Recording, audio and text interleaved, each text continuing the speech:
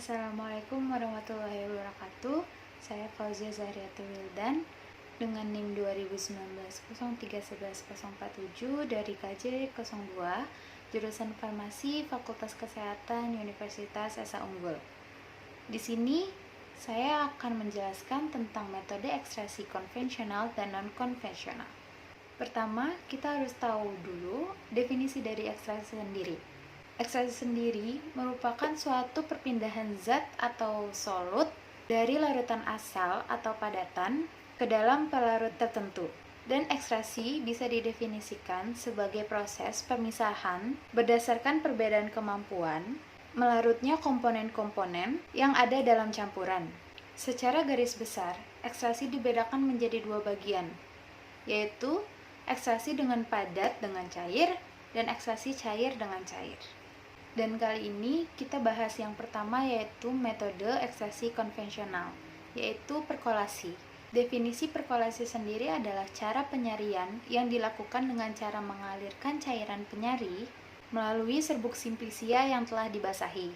Di dalam melakukan proses perkolasi, ada proses yang namanya proses difusi yang berlangsung. Itu merupakan fungsi dari kecepatan perkolasi, kuantitas pelarut, dan konstanta difusi zat pelarut. Karena mudah dilakukan, perkolasi merupakan proses kebanyakan yang dipilih dari kebanyakan ekstraksi tanaman, seperti halnya maserasi. Perkolasi dapat dilakukan dengan skala laboratorium atau skala industri.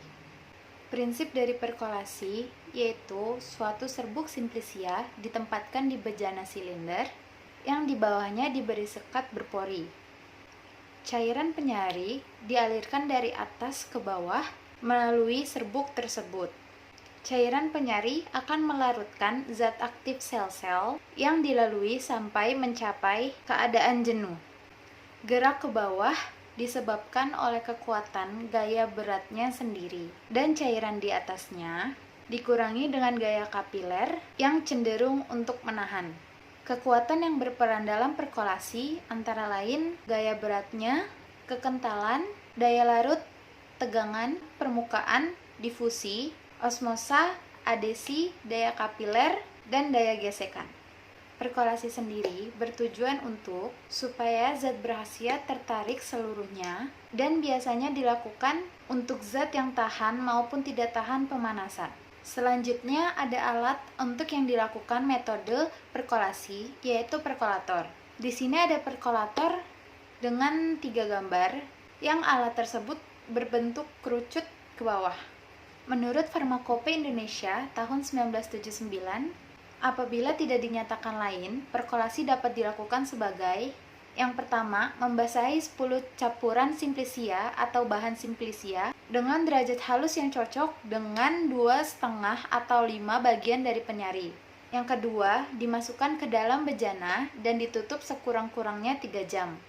Kemudian massa dipindahkan sedikit demi sedikit ke dalam perkolator sambil ditekan hati-hati. Yang keempat, dituangi dengan cairan penyari secukupnya sampai cairan penyari mulai menetes dan di atas simplisia masih terdapat selapis cairan penyari. Setelah itu dituangi cairan penyari dan perkolator ditutup dan biarkan selama 24 jam. Yang kelima, biarkan cairan menetes dengan kecepatan 1 ml per menit. Yang keenam, tambahkan terus-menerus cairan penyari sampai terdapat selapis cairan penyari di atas simplisia. Hingga jika 500 mg perkolat yang keluar, terakhir diuapkan.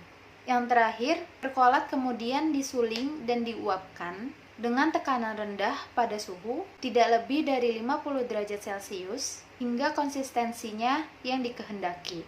Kelebihan dari perkolasi sendiri yaitu cara perkolasi itu mudah dan sederhana untuk dilakukan. Yang kedua, perkolasi sendiri merupakan prosedur pilihan untuk ekstraksi tanaman seperti halnya maserasi. Dan perkolasi sendiri pun bisa dilakukan dengan skala laboratorium maupun skala industri. Dan kekurangannya sendiri, perkolasi yaitu simplisia harus dibasahkan terlebih dahulu sebelum dimasukkan ke dalam perkolator. Massa simplisia dalam perkolator tergantung pada tinggi perkolator itu sendiri. Simplicia lebih memadat setelah beberapa kali terjadi proses ekstraksi awal, dan hal ini dapat menghalangi kelancaran pelarut. Dan perolehan kembali pelarut itu melakukan hal yang sulit, yaitu dengan memerlukan proses penambahan, dan hal yang sama itu berlaku untuk mengeluarkan ampas dan bahan aktif dari ampas. Dan selanjutnya kita akan masuk ke dalam metode ekstraksi non-konvensional, yaitu Enzyme Assisted Extraction atau yang disingkat dengan EAE. Definisi EAE sendiri adalah suatu proses ekstraksi yang non-konvensional untuk mengekstraksikan suatu zat yang dilakukan dengan menggunakan bantuan enzim. Enzim sendiri memiliki kemampuan untuk mendegradasi atau mengganggu dinding sel dan membran, sehingga memungkinkan pelepasan suatu senyawa aktif lebih baik dan efisien. Prinsip dari EAE sendiri, adanya aktivitas hidrolitik oleh enzim pada komponen dinding sel dan membran dinding sel, serta senyawa makromolekul di dalam sel yang memfasilitasi terlepasnya sifat alami suatu produk. Mekanisme kerja dari EAE sendiri adalah preparasi sampel dengan menggunakan enzim, lalu diinkubasi selama 2-3 hari pada suhu 30 derajat Celcius. Ekstraksi dengan mengoptimasi suhu dan waktu menggunakan magnetic stirrer, dan hasil campuran yang telah homogen diambil fitratnya dan disentrifugasi, lalu didapatkan hasil ekstraksi. Alat yang digunakan untuk EAE yaitu enzim spektrofotometer UV-Vis, thermoscientific kinesis, inkubator, hot plate stirrer, inkubator shaker, autoclave, mikrosentrifugasi, dan laminaire flow cabinet.